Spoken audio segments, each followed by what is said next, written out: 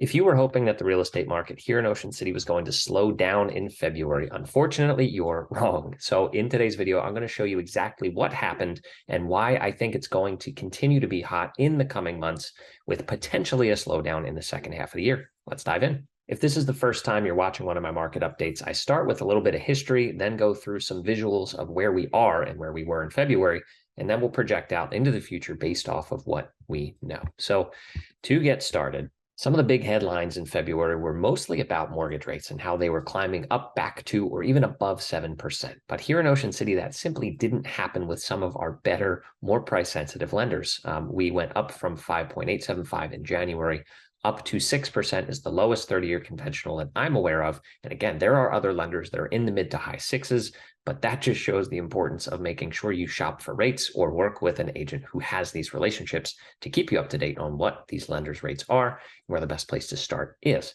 Now, as for inventory, we've been on a bit of a roller coaster so far this year. We started at around 250 properties, and then we went all the way up to 288 in February, which is up 7% from January. But here I am in March, and we're already back down in the low 270 range. So it's a bit crazy right now with the demand really picking up steam, which we're going to cover in a little bit. Now, the low days on market are stabilizing again. It had looked last month like we were on the incline, specifically for single family homes, but you'll see again that we are back down on those as well. And for prices, again, they've been almost a straight line up for the past 3 years at this point. We're still up 8% year over year on condos and 33% in the single family space. Over the past 3 months, right, it has looked on these charts like we may have been plateauing with a little bit of movement up and down, but nothing drastic. But once again, we are going to be on the upswing in the month of February, and we'll see how that carries forward into March and April.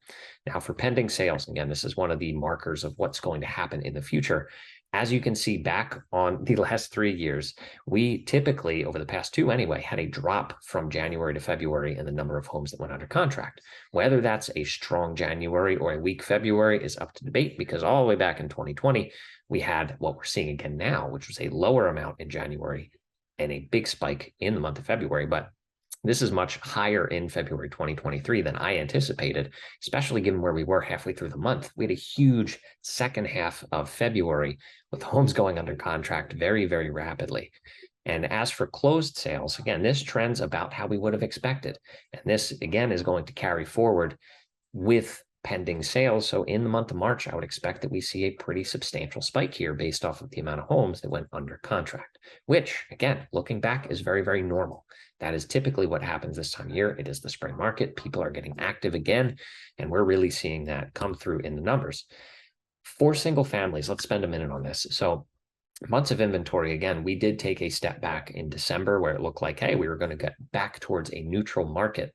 But this continues to defy what you would normally expect when you have this much inventory or months of inventory sitting on the market. We're almost at 9 months of inventory. We haven't been this high for a very, very long time, but prices aren't slowing down. And as I will talk about at the end, again, there's going to be some opportunities potentially in the new construction market going forward, but that is going to be very dependent on the situation for each individual developer or owner of those homes, how they feel about holding on to the property for another 6 months, a year or two until it would eventually sell. Now, for sale price, as I mentioned, right, over the last 3 to 4 months, we've been pretty stable. We took another little bump up again in the month of February, and we'll have to see what happens in March. But again, we're still trending upwards. Nothing really signaling that it's going to be coming down anytime soon. Now, a lot of this is because of the value of these single family homes that are selling.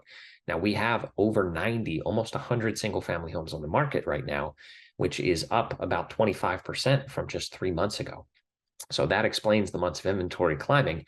But again, if these new build homes and these more expensive homes are the ones that do sell, it's going to keep dragging this price point upwards because the amount of older single family homes or even under $1.5 million homes are just few and far between at this point. So by default, I don't think this is going to come back down unless there's a massive, massive crash, which I've been very clear I don't see coming. Now, last but not least, days on market. Again, it looked like we were trending up. We flattened out. Now we took a downward trend again, and we'll see where this shakes out. And as long as we're under 50 days, that's still an extremely low amount of time on the market compared to history. Now, condos, a little bit different situation here, right? With our months of inventory, it's still pretty low. 6 months is neutral. We are under 5, and we continue to stay there despite trending up, as you can see, over the course of 2022 and 2023. But those are getting gobbled up at such a rapid pace that it's hard to see how that would get too high. And the prices reflect this. This isn't as steep of a curve as we saw with the single family homes. And again, a little bit of up, a little bit of down from month to month, but still trending up overall. And as for days on market, I will move my big head out of the way. A little bit of an uptick in February, but we're still under 40 days, which is an extremely low amount of time. Now, everybody's favorite. How can we predict the future? Number one, we can't. I don't have a crystal ball. But based off of what we know, let's talk about mortgage rates first. So I've been pretty clear. I thought that they would stay around 6% for the foreseeable future, and that continues to be my projection. And I don't see that changing unless the Fed comes out and has a big change in their position where they go up 50 basis points instead of another potential 25 like they've been forecasting. Most of these Fed increases are already baked into the market. They're baked into the mortgage rates. So I don't really think that there's much leeway coming. Over the next year or two, if and when inflation does get tamed, we should see them start to creep back down, but that will take some time. And obviously, these rates haven't scared anybody at this point. I should take that back. They have scared a lot of buyers, but not enough out of the market. There's still plenty of demand, plenty of homes going under contract despite this. And obviously in the fall, when they did hit 7%, that spooked a lot of people. That's when we really saw our activity level start to drop. But I think people wake up in 2023, look around and see that nothing has really changed, right? Prices haven't come down the 10 to 20% that many were predicting would happen. And in some markets, let's be clear, around the country, that has happened. Those are overbuilt markets. Those are metropolitan markets outside of suburbs in Arizona, Boise, Idaho, very, very hot, extra hot markets that happened during the pandemic years. But here in Ocean City, we're just not seeing that. We're still trending upward, as you saw in all of those charts. Now, as for inventory, again, we're all over the place, but I want to spend most of the time talking about my number one reason why I think inventory is unlikely to climb at a fast enough pace to combat the amount of demand that we're seeing. And it's very simple.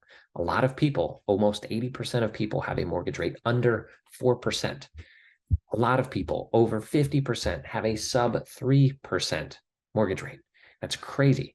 You have that locked in for 30 years, and a lot of our inventory usually comes in the face of people upgrading or moving closer to the beach, getting an extra bedroom, needing a garage instead of a carport, whatever the reason. But financially, it's hard to justify that. And the number of people that I talk to on a weekly basis in that position, I can't count anymore because there are so many people out there who want to make that next step, but they look at the cost of doing so, and it simply doesn't make sense. They'd rather tolerate where they are and adjust accordingly. So without that changing, and that will only change if either prices come way down, which I don't see happening, or mortgage rates come back down, which will likely just cause prices to continue to increase. I think we're going to be pretty tight on inventory. I'm still holding firm on my 2023 prediction that if we top 350 homes in the fall at some point, I will be pretty surprised. I think that's where we'll end, give or take. And again, while I said I don't have a crystal ball, I have a good sense because I digest this stuff on a daily basis of where things are, where the appetite is, buyer mentality, seller mentality, and all of that comes together to create the market here. So with that said, our prices are still going up. As I mentioned with new builds, right? Single family new builds, 50% of the total single family inventory is new construction. That is a lot.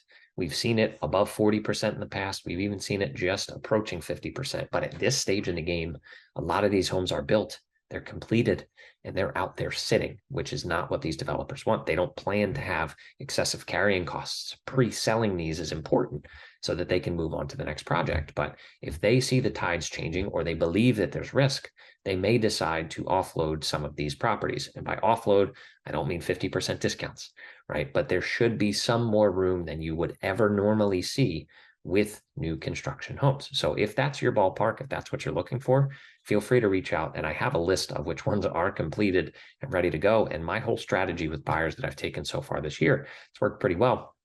Unless there's something that hits the market on day one and we have to jump for it, the best strategy to finding a value is to poke and prod. And that's not flinging out 15 offers at a time. You still have to be, again, strategic about how you approach this for it to pay off and for it to work. But once again, with the condo space separately Anything that is not turnkey and in pristine condition tends to be sitting quite a while unless it's priced accordingly, which simply hasn't been happening very often.